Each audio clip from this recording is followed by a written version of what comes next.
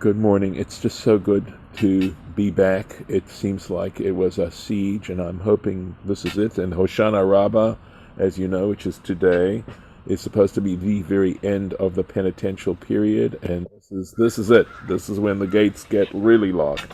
So the year is determined by today. So please God, God will be kind to us.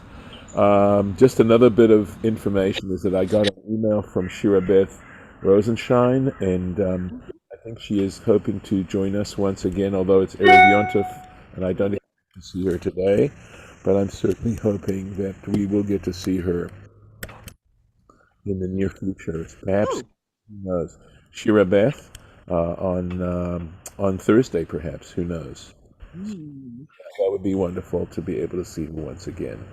Let me get to the screen share, and we have, we still, I felt that it made sense since it wasn't Simchat Torah yet, and um, we hadn't finished up Dvarim, that we should do that, even though it's crazy because we'll only have Thursday, God willing, Thursday and Friday, which to look at the Rashi once again. Gracious.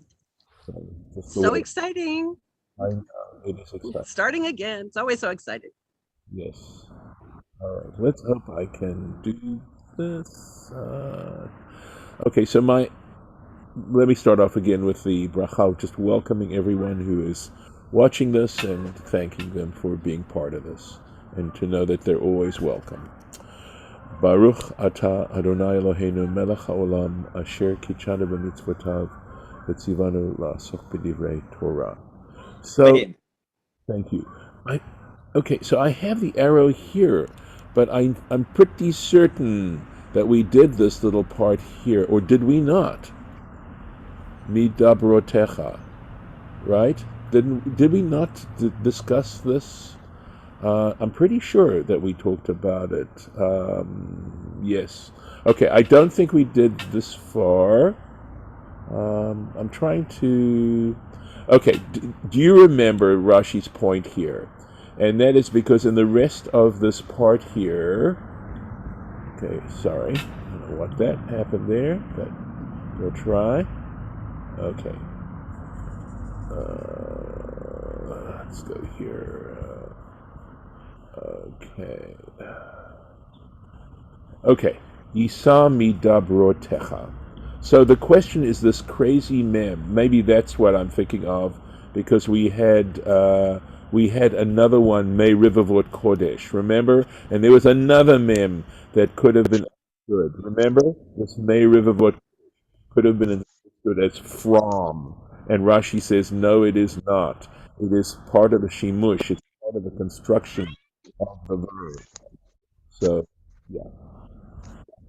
So we have a similar kind of wayward mem here as well. That's where I had my marker. That's why I'm confusing it possibly. Okay. And double, we did talk about that. Okay. And here, of course, nasu alehem ol toratcha. That is, so this word I explained. I remember telling you that the word davar can mean a cattle prod. Do you remember that? And Hmm. and not just dibur meaning speech, from your words. So here they carried upon themselves the yoke of your Torah, of your Torah. Oh, Dax. Oh, Dax. He's helping. Yes, we did the cattle prod part. You have that written down. But now he goes I'm on. going to back to muting because Yes, I understand. Well, please feel free to unmute when you want to ask a question or anything like that. All right, midabrotecha. So here's Rashi saying, Hamim bo karov leyasod. And again, he makes this point that it isn't necessarily amen meaning from. It could also be part of the construction of the verb itself. Okay? And he gives examples. Okay? So here we go. This is a pretty, I don't think this is an example that would be misunderstood. So in Numbers 7, Vayishma et hakol midaber elav, right? He heard the voice speaking to him, right? And Ezekiel, Va'eshma et medaber elai. I heard the one speaking to me, kamo mitdaber. So he says this is actually not a PL or a PL form, but it's almost like a hitpael form, and the hitpael form is in construction very similar to the PL form, except it has this taf in it, which is the reflexive form of the verb. The hitpael is the seventh construction, and it is the reflexive construction. And I can give you a beautiful example in the word lavash. The word lavash, not to be confused with any French type of confection, in Hebrew means to wear. So ani lovesh beged means I wear a suit, okay? And on the other hand, if I want to say I'm dressing somebody, I would say ani malbish so and so. That's the hifil, the causative form, malbish. And if I want to say I'm getting dressed, you would say ani, listen carefully, mitlavesh. Mitlavesh. So that's that mit, right? Except what happens, okay, here we go, okay, mitdaber elai. I heard as if it's saying, speaking to me, something like that. Af ze midabrotecha, right? Even, so he says this too is as if it says mitdabrotecha, and the reason it doesn't say there's no taf in it, Rashi, I believe, is saying, is that the ta and the da are both dental sounds, and so that the taf gets elided into the da. Okay? So let's see how he's going to parse this out. Ma shahayita medaber, that which you spoke, lahashmi eni, to convince me, right? To influence me, lemor, saying to them, lemor lahem. Okay, this is a French expression that he's using here. Toi, I guess, or tu, pour par. It's te Yeah. Okay. pour parler d'eux. Oh, really? So is it come from, we know that in French, right, parler is to speak, right? So I'm intending to speak to you, or something like that. Balas. Here it says, renders the phrase Yisa mi dabrotecha, as they traveled according to your commands. Yes. But so I don't know. No. That's exactly the point, right? Right. And in a way, it's going on with this, but going on with the explanation he gave before. Anyway, here's the Yiddish. Deine Unterrednungen. Your commands. I imagine Unterrednungen would be commands. By your deine would be yours, or thy commands. The Onkelos, he says. That's what I was, yeah. Onkelos Tirgame, he interpreted Shahayu Nosim al pi devarecha. He says he understands it as that they would journey by means of your. I think he still means commands. Yeah. So what I read was Onkelos. I just kind of glossed over the Onkelos thing. It didn't translate the French. It just said Onkelos renders. Yes. Phrase as. They travel according to your commands. Well, look at this, okay? Yeah, my JPS says charged. Interesting. Charged us with the teaching. Yes. Yeah. But this is going on a little bit and talking about their journeys. And in fact, okay, let me keep going, and then it's sort of raising some metaphoric implications here, okay? Here we go. Look at this, okay? Apekinun mimitzra. Okay, here. Beit Yisrael bigvura apekinun mimitzra means the house of Israel in power, right? Left Egypt. ve'inun, and they midabrim techot. So it sounds to me here that they are, so midabrim, I sure would love to look in the Jasper and see how he translates midabrim. Techot ananach, under your clouds. Natlin al meimach, they take themselves by your words, by your commands. So he has this whole thing. Okay, so tukulad v'hem tukulad ragecha, he translates this v'inun midabrim techot ananach. So maybe what it means is they gather, I'm guessing, right, just from context, under your cloud of glory, and natlin, they journey. Here we go, right? Yisami dabrotecha. This is what Rashi is referring to. They journey by means of your command, your commands. So let's keep going. He's got quite a bit to say here. Oh, I'm sorry. I looked at the wrong line. Okay. Pronouncements is the word. Yes. Nice. Accepting, yes. Yes. Nice. Perfect. Perfect. Pronouncements. Right. Ooh. So Rashi here, back in here, if you can follow, and the mem v'hamem bo shimush, and in this particular case, the mem it is from, by. It's a preposition. It's not part of the construction. Mishameshet lashon mem, which has the implication of this min. It's an abbreviation, right? It's let's see. It's a preposition that's attached. Like when you say, instead of min something, you say mi or may or something.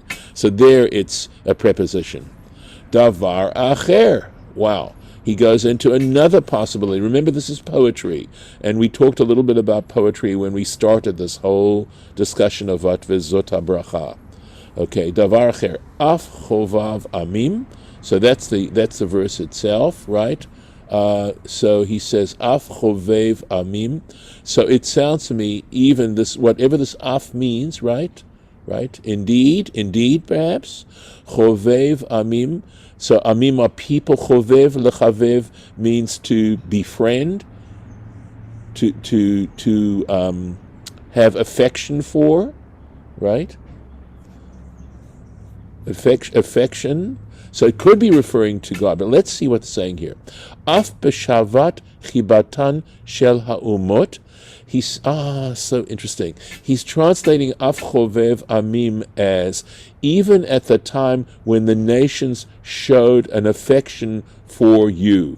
And this is how he's taking this. Af b'shaat chibatan shel ha'umot. Even at a time when the nations showed affection, or you showed affection to them, a time when affection was shown to the nations, right? I mean, it's not, you have to sort of work this through to get the meaning. It's not always so directly clear from the Hebrew. Yeah, but here it says, when you displayed your affection toward the nations. Right. So I'm parsing this out with you as we go.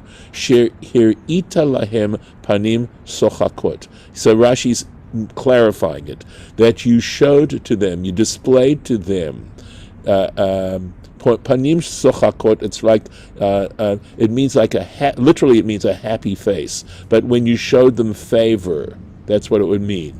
Well, you showed favor towards the other nations. Umasarta et Yisrael b'yadam, and you showed them favor by placing the Jewish people under their control, right? Interesting. So he's talking about a time of adversity for the Jewish people. And then going on, Kol Kedoshav Biyadecha, right? All the holy ones, all of his holy ones were in your hands. So again, Moses is addressing God here, right?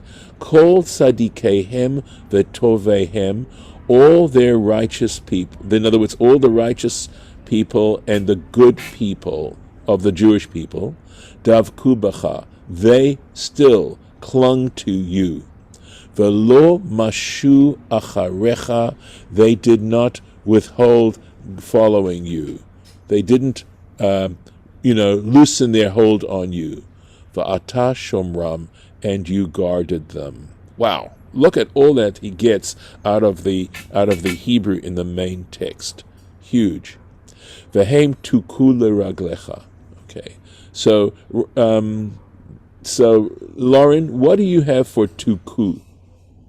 Well, it just says they let themselves be centered at Okay. your feet. Yes, we discussed this. I need to write this in. It's from the word toch, okay, which means Right, amidst you were we did. amid. I know, isn't that sad commentary on my memory? Let me put this in. Okay, thank you, because I totally remember you now saying it. Okay. Okay. But center themselves, maybe.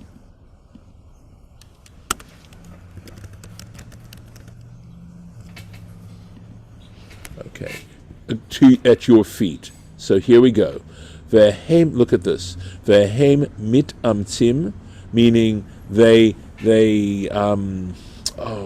it's like they gave themselves strength. They in other words, it's trying to really strain. It's trying to work hard, okay? Or they gathered strength, something like that. What do you have, Lauren? They place themselves. Yeah, okay, but So maybe it's mit matzim. but the word psalm is a samech, right? And not a What are you saying? like to place, to put is that's some, not some. Is with a sin. Is with a sin. Right. It's not a tzaddik. Okay. But this is mit matzim. Okay. Yeah, and just it says they place themselves. Well, this mitkansim is from kanos, right? To enter, to gather, the tachat silcha.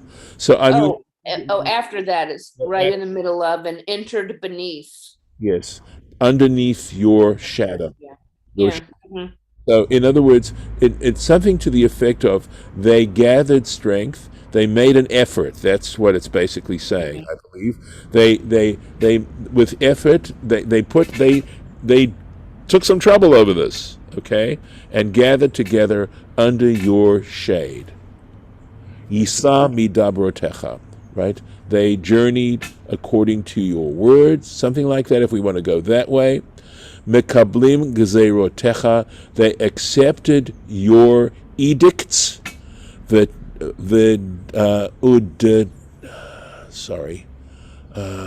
Right. This is I'm trying to figure out what this Hebrew word is. Would you believe? Could be datotecha. Okay, that's got to be what the word is. Gzerotecha v'datotecha, your laws, b'simcha, with joy. Right? In other words, so Yisa can mean to lift up. So they were uplifted by your commands. That's how Rashi's understanding the Hebrew. They accept your. They don't. Forgive me, all of you. They didn't have the attitude of "Ain't no one going to tell me what to do," right? And rather the opposite. They were only too happy to accept God's edicts and His laws.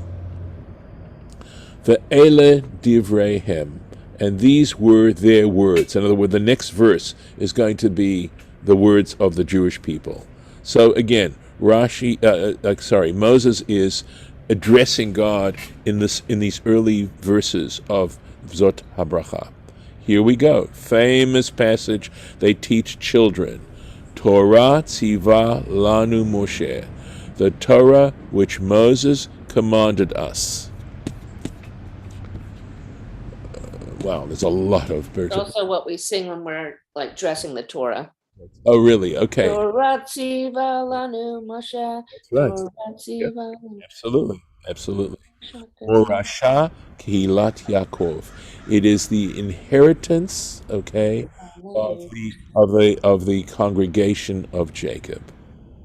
Okay, this is something that is our inheritance, and again, there's there's a lot of metaphoric implication in what he's saying here, right? And certainly at the very beginning, before he even starts to bless the tribes, the degree to which our love of Torah, our love of it from its intellectual standpoint, our love of it, perhaps even more importantly, that we sense it is our connection to God, it is our direct pipeline to the divine, the fact that it controls our lives, that we are willing to bring our own lives under the control of the Torah.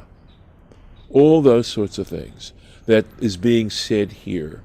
And, you ask about, do people like having inheritances? I don't know anybody who doesn't, okay, who considers this to be, the passing on of something very valuable to the next generation. And that's what's being said here, that we feel that way, or that Moses is saying this is what is of merit to the Jewish people, that they have such a love of Torah and what it stands for. And this is the basis, right? Remember I said that what Moses does to begin with is to try and set up the Jewish people in a way that they are worthy of the blessings that are about to come. That it isn't just a freebie. It is something that in fact they deserve, because earning something is so different from getting it just as a free, as a gift. And when you earn it, it's a much more, it gives you a sense of worth and dignity. It's a much more dignified issue than when you have to feel like you depend on the gifts of others instead of being able to earn those things. Yeah, it's a more rewarding experience, right? And that's what he's saying. He's saying that to some degree, the Jewish people, and maybe to a great degree, he's saying, deserve the blessings that he is about to pronounce on them. Okay. We'll keep going. Unless you'd like to make some general comments on what you're feeling about what we're reading right now. There's a Rashi. Let's see. Well, so is it here? Let me see. Okay, let me make sure we have it. Okay, thank you. Yeah, let's get this Rashi done. Torah, right? Asher tziva lanu Moshe, the Torah which Moses commanded us. Please understand this, that is not insignificant, because Moses was a human being. And one of the biggest arguments people argue against the validity of the Torah that I hear, I've heard it more often at other times, but I definitely hear it a lot. Well, it was just composed by men. And of course, these days, we're not talking about men, we're talking about males, right? And so clearly it's not really doesn't have the value that you're trying to put on it, because it was composed by human beings. And this is saying, the Torah was commanded but to us by a human being. But the trust, that Moses was a reliable prophet, and that he was a great prophet. Shakespeare was a human being. Mozart was a human being. Bach was a human being. Picasso was a human being. But the truth is, what they brought into the world was outstanding. And again, going back, who ultimately is in control of human beings? And it's true, we are given gifts. And yes, it's up to us to develop those gifts, but it isn't something that simply originates with us. And to understand that Moses' ability to be able to articulate Torah and to articulate divine commandments, it isn't that we worship Moses. We make it very clear we don't worship Moses. We trust Moses. He is Ne'eman. He is faithful. And so the Torah that Moses gives us, yes, it demands interpretation, it demands study, but we don't reject it out of hand simply because it was Moses who gave it. And in fact, it is a matter of greatness that we trust Moses to this regard. So, you start to deconstruct what's being said here, and we understand. So, morashahi, right? It is, I would translate morasha as an inheritance, lekihilat Yaakov, to the congregation of Jacob. Look at this. Achaz nuha, we have grabbed it. We grabbed onto it. Velo naazvena, and we will not let it go. We will never leave it. So the loyalty to the Torah in this particular statement is what it's about. That whatever greatness the Jewish people has ultimately is from this particular source, to understand this. And yeah, okay. I am going to take care, David. And okay, so I think this is where I'm going to stop the share. I'm going to take this and put it here. Let's see. There we go. And we'll, with God's, who knows, with God's help, maybe we'll continue next year at this place. So let's see where we are. If I can do this, there it is. Okay, we're here. I'm going to turn this around. Yeah, JPS had heritage as Okay. opposed to inheritance, but All right. I'm not yeah, sure as to the exact distinction, but there's a nuance difference, but not much. but we have to try and define what that nuance is. Right. Mine says legacy, but you know, I thought I could get- Legacy. Ooh. They're all synonyms. They are, but Yeah. I like the idea of legacy because to me, Mhm. the idea of a legacy is something that one generation that is going to go away, right, passes on to the next generation, Mhm. keeps it alive. So I love the idea of legacy, and in fact, the idea that as a human being gets older, that as a person gets older and realizes, they're not going to be able to hold on to the things they enjoy, etc., etc., but to know that they have a future generation that is going to benefit from what they have done. That idea of a legacy. So I love that. I need to get back into I want to get back into there, and I want to put in on, you can't see it, but I've got it on my computer, and I'm going to put it in as a legacy. Yeah, this is nice. Thanks, Lauren. God, this whole section, it's all pencil. It's all, I've written so much. I know. So many notes.